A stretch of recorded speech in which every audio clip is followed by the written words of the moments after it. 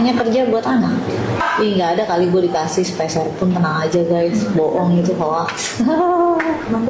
Di tim kuasa hukum Ruben Onsu minta audit nafkah. Coba lihat ini videonya.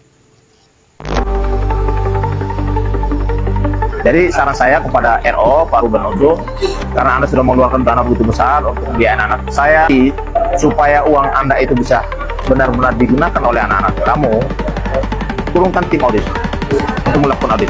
Berapa sih per bulan anak-anak itu menggunakan uang tersebut untuk biaya hidupnya, biaya makannya, biaya sekolah dan lain sebagainya. Turun tim audit supaya ada transparansi dong. Karena ini kan uang anak loh, tidak ada kepada uang mantan, tidak ada. Nah, sampai uang tersebut ke orang lain lagi yang tidak punya hak terhadap uang tersebut. Isu penyalahgunaan dana nafkah anak dalam konflik Ruben Onsu dan Sarwendah kembali mencuat setelah seorang netizen yang budiman dengan akun @siva_nur_kediri_real memperingatkan bahwa tim audit akan segera diturunkan untuk memeriksa penggunaan uang yang diberikan Ruben Onsu.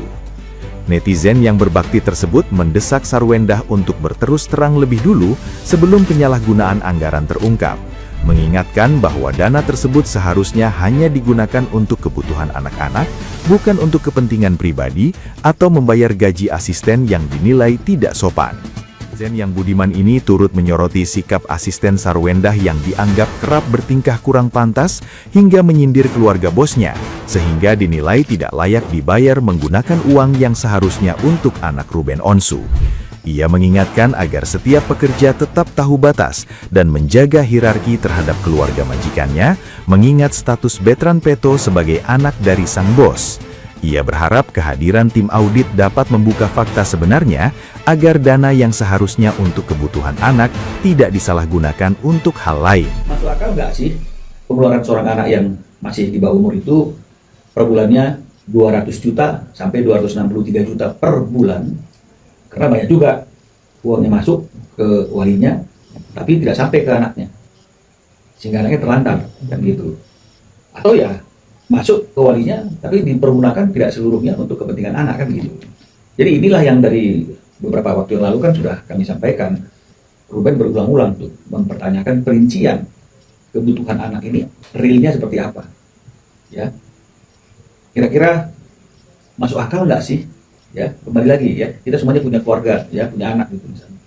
Masuk akal nggak sih pengeluaran seorang anak yang masih di bawah umur itu per bulannya 200 juta sampai 263 juta per bulan? Belum lagi biaya kartu kredit misalnya.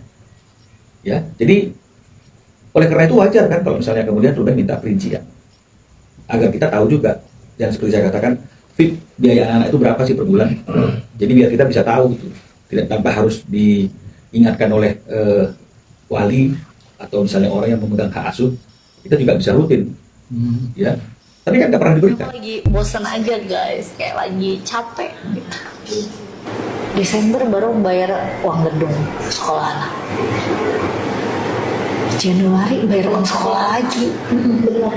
Itu. Terus bayar les dengan oh bayar les ya apa-apa lah. Kan emaknya kerja buat anak.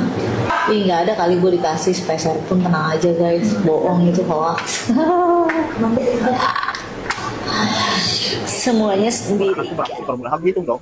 Karena ini tidak termasuk ibu loh, tidak boleh termasuk ibu, hanya anak-anak doang.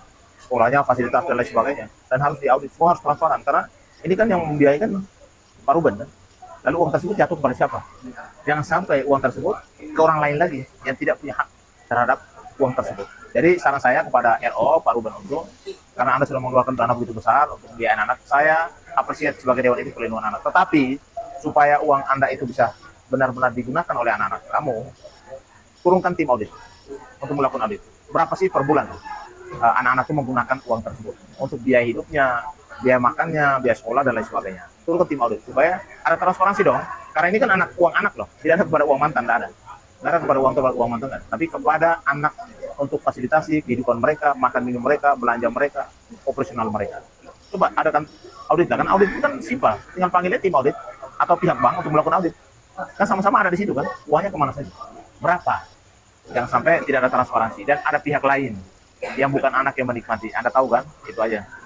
Kalau itu ternyata tidak benar, berarti ada penipuan, ada dugaan penipuan dan penggelapan, dan itu masuk ranah pidana.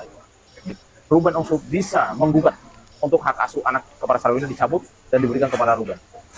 Alasannya tadi, pernyataan seorang Sarwenda yang sudah menjadi gaduh di masyarakat. Bagaimana guys? Menurut kalian perlu diaudit atau tidak? Tulis di kolom komentar. Terima kasih.